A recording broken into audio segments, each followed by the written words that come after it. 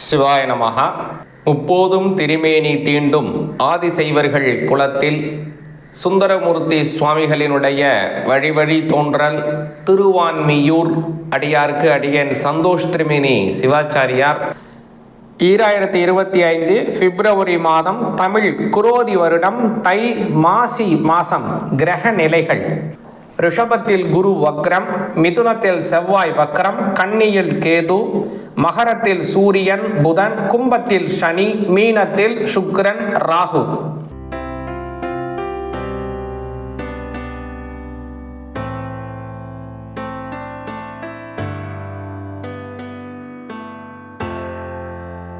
மீன ராசிக்கு இந்த பிப்ரவரி மாதம் 2025 எப்படி இருக்குன்னு விரிவாக பார்ப்போங்க.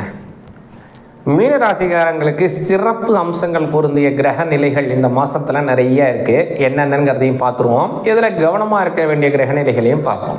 சிறப்பு அம்சங்கள் அப்படின்னா உங்களோட 3ஆம் பாவத்தில் இருக்கக்கூடிய குரு, ஜென்மத்தில் இருக்கக்கூடிய சுக்கிரன், இது உங்களுக்கு ஒரு பெரிய சிறப்பு அம்சம்.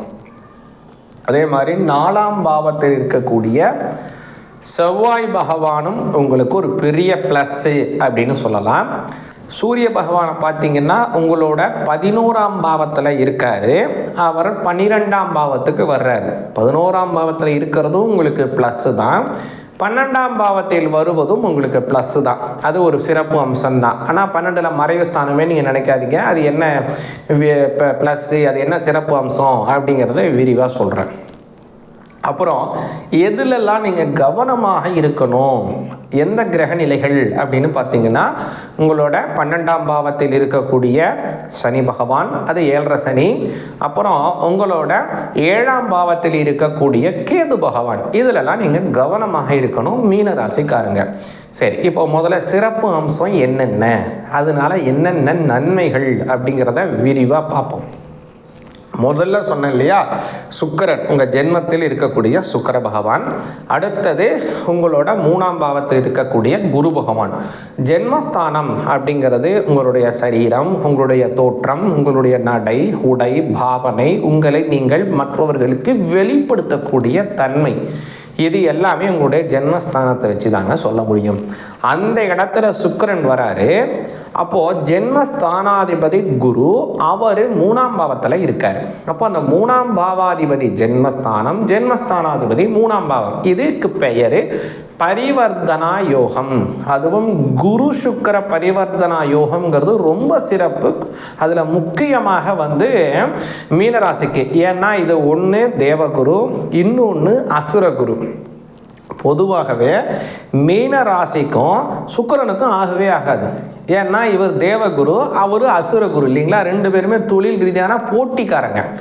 ஆனால் 2 பேருமே பரஸ்பரம் ஒரு நல்ல சமமான இடத்திற்கு உட்கார்றாங்க, ஒரு சுமூகமான சூழ்நிலையை உருவாக்குறாங்க. உங்களுக்கு இது என்ன மாதிரியான இம்பேக்டை உங்களுக்கு மீனராசிக்காரங்களுக்கு தரும் அப்படின்னு பார்த்தீங்கன்னா, ரொம்ப நாளாக யாராவது உங்கள்கிட்ட கரைச்சல் பண்ணி கொண்டு இருக்கக்கூடிய ஆள், கரைச்சல் அப்படின்னா உங்கள்கிட்ட தொந்தரவு பண்ணிகிட்டே இருக்கிறாங்க, அல்லது வேறு ஏதாவது வகையில் உங்களுக்கு இருக்கக்கூடிய விரைய செலவுகள், அல்லது தொழில் ரீதியாக இருக்கக்கூடிய போட்டிகள், அல்லது உங்களுக்குன்னு இருக்கக்கூடிய அலைச்சல்கள், அல்லது இது மாதிரி உங்களுக்கு ஒரு நபராலவோ அல்லது இடத்தின் மூலமாகவோ அல்லது கால தாமதத்தின் மூலமாகவோ ஏதோ ஒரு அன்றாடம் உங்களுக்கு இதில் ஒரு பிரச்சனை இருந்துக்கிட்டே இருக்கு அப்படின்னா இந்த குரு சுக்கிரனுடைய பரிவர்த்தனையினால் அது மாறிடும். உங்களை எதுக்குறவங்க சுமூகமாக மாறிடுவாங்க. டெய்லி அலைஞ்சிட்டு இருந்தீங்கன்னா அந்த அலைச்சல் மாறிடும். சுமூகமாக வீடு விட்டு ஆஃபீஸ், ஆஃபீஸ் விட்டு வீடு, அல்லது உங்களுக்கு கோவில் அல்லது இடம் பார்க்க அப்படின்னு சிம்பிளாக போயிட்டு வரக்கூடிய அமைப்பிலேயே தான் உருவாகும். எல்லாமே நல்லபடியாக மாறும். தேவையற்ற அலைச்சல் சுமூகமாக மாறிடுங்க உங்களுக்கு. அது இந்த பரிவர்த்தனா யோகத்தினால ஏற்படக்கூடிய ஒரு ப்ளஸ்ஸுங்க உங்களுக்கு. அப்புறம் செவ்வாய் பகவான் 4ஆம் பாவத்தில் போகிறார் இல்லைங்களா. 2ஆம் அதிபதி 4ஆம் பாவத்தில் போகிறாரு. 2ஆம் பாவங்கிறது தனஸ்தானம், வாக்குஸ்தானம், குடும்பஸ்தானம். அதே மாதிரி 4ஆம் பாவங்கிறது மாத்ருஸ்தானம், சுகஸ்தானம், அதே போல் வீடு வாகனம் வசதி வாய்ப்புகளை தரக்கூடிய ஸ்தானம் 4. அப்போது தனஸ்தானாதிபதி 4ஆம் இடத்தில் போகிறதுனால பொருளாதார வரவுகள் ஏற்படுறது, சொந்த வீடுகள் வாங்கணும்னு ரொம்ப நாளாக ஏங்குறவங்க சொந்த வீடு வாங்குறது, அல்லது நான் ஏற்கனவே ஒரு வீடு வாங்கியிருக்கேன் இன்னொரு வீடு வாங்கணும்னு நினைக்கிறவங்களுக்கு, அல்லது எதிர்கால சிந்தனைக்காக ஒரு இடத்துல முதலீடு செய்யணும்னு நினைக்கக்கூடிய மீனராசிக்காரங்களுக்கு ஒரு இடம் வாங்கிறது, இப்படின்னு பல நன்மைகள் நடக்கக்கூடிய அமைப்பை இந்த மாதம் உங்களுக்கு உருவாக்கி தருதுங்க. அதனால் இந்த மாதம் இடம் வாங்குவதற்கு, வீடுகள் வாங்குவதற்கு, வாகனங்கள் வாங்குவதற்கெல்லாம் மீனராசிக்காரங்களுக்கு சாதகமான ஒரு மாசமாக அமையுது. இதெல்லாம் நல்ல சிறப்பு அம்சங்கள் இருக்கிறது.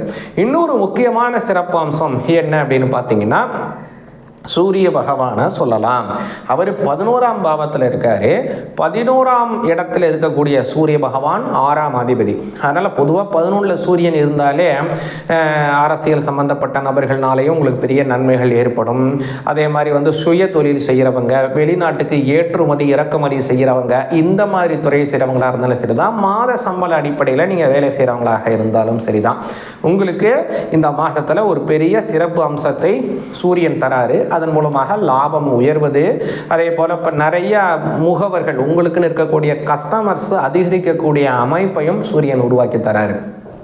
13ஆம் தேதிக்கு மேலே சூரியன் 12ஆம் பாவத்துக்கு போகிறாரு. விரயஸ்தானமாச்சே, மறைவு ஸ்தானமாச்சே, அந்த இடத்துல சூரியன் போகிறாரு அப்படிங்கிற ஒரு அச்சம் உங்களுக்கு ஏற்படலாம். இதில் இன்னொரு விஷயத்தை நல்லா கவனிங்க. என்ன அப்படின்னா, மீனராசிக்காரங்களுக்கு 6ஆம் பாவம் அப்படின்னு சொல்லக்கூடிய ரோகஸ்தானம், அந்த சத்ருஸ்தானம், அதற்கு உடையவர் தான் சூரிய பகவான் இல்லையா? இப்போ அதற்கு உடையவர் 12ஆம் பாவத்தில் மறைவதனால நன்மைகள் தாங்க நடக்கும். கெட்டவன் கெட்டிடில் கிட்டிடும் ராஜயோகம் அப்படின்னு சொல்லுவாங்க. அந்த யோகத்தின் அடிப்படையில் பார்த்தோம் அப்படின்னா, உங்களுக்கு இந்த சூரிய பகவான் 12ஆம் பாவத்தில் போறதுனால பெரிய யோகம் உங்களுக்கு இருக்கு. இதற்கு விபரீத ராஜயோகம் அப்படின்னு பேர்.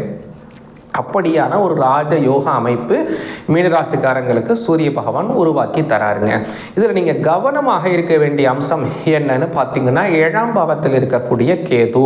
அதனால் தேவையற்ற பிரயாணங்கள், விரய செலவுகள், மற்றவங்களுக்கு கொஞ்சம் உதவி செய்வதன் மூலமாக பொருளாதார சுணக்கங்கள் ஏற்படுவதற்கு, உங்களுடைய நண்பருக்கோ உங்களுடைய வாழ்க்கை துணைவருக்கோ அல்லது வேறு ஏதாவது சொந்தக்காரங்களுக்கோ ஏதாவது நீங்கள் ஒரு ஹெல்ப் பண்ண வேண்டிய சூழ்நிலைக்கு தள்ளப்படுவீங்க. அது ஒரு பொருளாதார ரீதியாக இருக்கலாம், அல்லது நேரத்தை அவங்களுக்குன்னு செலவு பண்ணுவதாக இருக்கலாம், அல்லது வேறு ஏதோ விஷயத்தினால அவங்களுக்கு நீங்கள் ஒரு உதவி செய்ய வேண்டிய சூழ்நிலை உங்களுக்கு உருவாகுது. அதில் நீங்கள் கொஞ்சம் பார்த்து கவனமாக இருக்க வேண்டும். அடுத்ததாக பார்த்தீங்கன்னா, உங்களோட 12ஆம் பாவத்தில் இருக்கக்கூடிய சனி பகவான் 7.5 சனி நடந்துகிட்டு இருக்கு இல்லையா?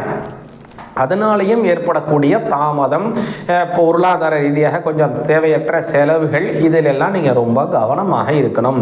சரி, இதெல்லாம் நீங்கள் ஓவர் கம் பண்ணி வரணும், இதெல்லாம் கொஞ்சம் மாற்றிக்கணும். என்ன செய்யலாம் மீனராசிக்காரங்க அப்படின்னு நீங்கள் கேட்டீங்க அப்படின்னா, சிவபெருமான் வழிபாடு நன்மையை உங்களுக்கு நல்லா தரும். ஏன்னா இந்த மாதங்கிறது சிவபெருமானுக்கு உகந்த மாதம். அதுவும் மகா சிவராத்திரி இந்த பிப்ரவரி மாதம் தாங்க வருது. சரியாக சொல்ல போனோம் அப்படின்னா, இந்த பிப்ரவரி மாதம் 26ஆம் தேதி புதன்கிழமை சிவபெருமானுக்கு உகந்த மகா சிவராத்திரி வருது. அந்த மகா சிவராத்திரியில் அவரை கும்பிடுங்க. அதே மாதிரி அதற்கு முன்பாகவே பார்த்தீங்கன்னா 2 பிரதோஷங்கள், பிப்ரவரி மாதம் 10ஆம் தேதி ஒரு பிரதோஷம் வருது, பிப்ரவரி மாதம் 25ஆம் தேதி ஒரு பிரதோஷம் வருது. இந்த பிரதோஷ தினங்கள், அதே போல் அவருக்கு உகந்த பௌர்ணமி பிப்ரவரி மாதம் 11ஆம் தேதி பௌர்ணமி வருது. இது மாதிரி நாட்களிலெல்லாம் சிவபெருமானை வழிபாடு செய்யுங்க. அவருக்கு 3 இலைகளால் கொண்ட அந்த வில்வத்தை அர்ச்சனை செய்து வந்தீங்கன்னா நன்மைகளை அதிகமாக உங்களுக்கு தருவார். சிவாய நமக.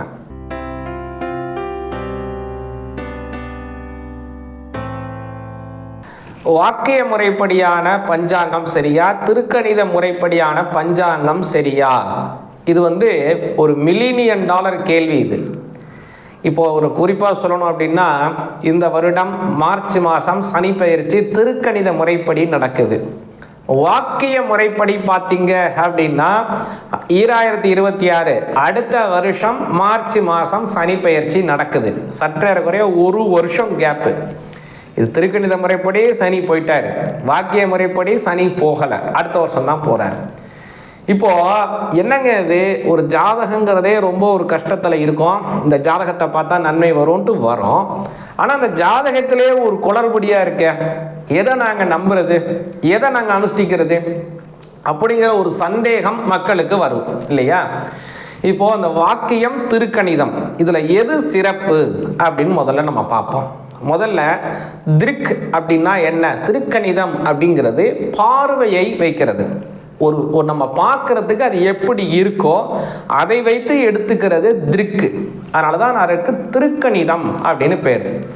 வாக்கியம் அப்படிங்கிறது ஒரு வாக்கிய முறை, அதாவது முன்னோர்களினுடைய விஷயங்கள் எல்லாம் ஓலைச்சுவடியிலே வாக்கியமாக எழுதி அதை வைத்து சஞ்சாரத்தை கணக்கிடுவது வாக்கிய முறைப்படிங்க. இப்போ இதுல உங்களுக்கு முதல்ல உடனே மண்டையில அடிக்கிற மாதிரி எதுங்க சிறப்பு அப்படின்னு சொல்லிட்டா அஸ்ட்ரானமிக்கல் ஃபினாமினல் அப்படின்னு சொல்லுவாங்க. அதை எது உறுதிப்படுத்தி சொல்லுகிறதோ அதுதான் சிறப்பு, அதுதான் உண்மை இல்லையா? அப்போ திருக்கணித முறைப்படி கணனம் செய்யும் போது, அதாவது கணக்கு போடுறாங்க இல்லைங்களா, அந்த கணக்கு போட்டு கண்டுபிடிக்கிறாங்க, கிரகணத்தை கண்டுபிடிக்கிறாங்க. அதுல படி சரியாக அதே துளி மணி நிமிஷத்துக்கு சரியா கிரகணம் ஆரம்பிக்குது, கிரகணம் முடியுது இல்லையா? அப்போ வாக்கிய முறைப்படியான விஷயம் சரி. திருக்கணித முறைப்படி கணக்கு பண்றாங்க, அதுலயும் சரியா தானங்க வருது, அப்ப அதுவும் சரிதானே அப்படிங்கிற அடுத்த கேள்வி வந்து திருக்கணித முறைப்படியும் கணக்கு பண்றாங்க, அதை வச்சு டிகிரி வைஸ் கணக்கு பண்ணி போடுறாங்க, அதுவும் சரி. ஓகே, இப்போ இது ரெண்டுல எது சிறப்பு அப்படிங்கிற அடுத்த கேள்வி உங்களுக்கு வந்துடும். வாக்கியம் அப்படிங்கிறதுல என்ன ஒரு பெரிய சிறப்பு அப்படின்னா, நம்மளுடைய தென் பாரதம், அதாவது நம்மளுடைய தமிழ்நாடு, கர்நாடகம், அதே போல கேரளா, ஆந்திர பிரதேஷ், இந்த மாதிரியான இடத்துல மட்டும்தான் இந்த வாக்கிய பஞ்சாங்கம் அப்படிங்கிறது புழக்கத்தில் இருக்குது. இது அல்லாமல் வேற எல்லா விதமான அதர் பார்ட் ஆஃப் இந்தியாவில் பார்த்தீங்க அப்படின்னா இந்த வாக்கிய பஞ்சாங்கம் ஒவ்வொரு நாடுகளையும் இருந்தது, ஆனால் வழக்கத்தில் இருந்து ஒழிந்து விட்டது. நம்ம ஊர்ல மட்டும் ஏன் இப்படி இருக்கு அப்படின்னா, இன்றைய காலம் கூட அந்த வாக்கிய முறைப்படி தான் அந்தந்த கோவில்களிலே அனுஷ்டானத்தை செய்து கொண்டிருக்கிறோம். இப்ப கோவில்னு வந்துட்டோம்னா வாக்கியம்தான், வாக்கியத்திற்கு மாறு கிடையவே கிடையாது. உங்களுடைய பிறப்பு, உங்களுடைய ஜனன ஜாதகம் வாக்கியப்படி இந்த நட்சத்திரம் வரும், திருக்கணித முறைப்படி பார்த்தா வேற நட்சத்திரம் வரும், வாக்கிய முறைப்படி பார்த்தா இந்த ராசி, திருக்கணித முறைப்படி பார்த்தா ராசி மாறுது. இதுல எதை கடைபிடிக்கணும் அப்படிங்கிறது உங்களுடைய குலதெய்வ கோவில். நல்லா புரிஞ்சுங்க, உங்க குலதெய்வ கோவில் என்னவோ அந்த குலதெய்வ கோவில்ல எந்த முறைப்படி பௌர்ணமியை நிர்ணயம் பண்ணி அந்த கோவில்ல திருவிழா செய்யறாங்களோ அதைத்தான் நீங்க அனுஷ்டிக்கணும். நல்லா புரிந்து கொள்ளுங்கள், உங்க குலதெய்வம் கோவில் தான் உங்களுக்கு பிரதானம். அதனால உங்க குலதெய்வ கோவில்ல எந்த வாக்கிய முறைப்படி பஞ்சாங்கத்தை வச்சு அவங்க பௌர்ணமி அனுசரிச்சு அவங்க கோவில் திருவிழா பண்றாங்களா, இல்லது வருட பெயர் செய்யறாங்களா, அல்லது சூரிய பெயர்ச்சியை வச்சு சூரியன் மாறிடுச்சு இந்த வருஷம் பிறந்துருச்சுன்னு கொண்டாடுறாங்களா அப்படின்னா அதை வச்சு தாங்க நீங்க கொண்டாடணும். அவ்வளவுதாங்க, எளிமை. அதுபடி பார்த்தோம்னா நம்மளுடைய தமிழ்நாட்டில் சற்றேறக்குறைய 90% கோவில்கள்ல வாக்கிய முறைப்படி தான் அனுஷ்டானம் பண்றாங்க. ஆதீனங்களினுடைய கோவில்கள், அதே போல ஹெச்ஆர்என்சிக்கு சம்பந்தப்பட்ட எல்லா கோவில்களிலும், அதே போல பாண்டிச்சேரி அரசாங்கத்துக்கு பாத்தியப்பட்ட திருநள்ளாறு கோவில், மணக்குள விநாயகர் போன்ற எல்லா விதமான கோவில்கள்லையும், அதாவது திருநள்ளாறுங்கிறது சனி பகவானுக்கு உண்டான பிரத்யேகமான இடம், அது மாதிரி இருக்கக்கூடிய எல்லா கோவில்களிலும் வாக்கிய முறைப்படி தான் அனுஷ்டானம் செய்கிறாங்க. அதனால வாக்கிய முறைப்படியான பஞ்சாங்கத்தை படித்தான் நான் பலன்களை அனுசரிப்பது நமக்கும் நல்லது, நம்ம குடும்பத்தாருக்கும் நல்லது, நம்மளுடைய சந்ததிகளுக்கும் நல்லது. சிவாய நமஹ.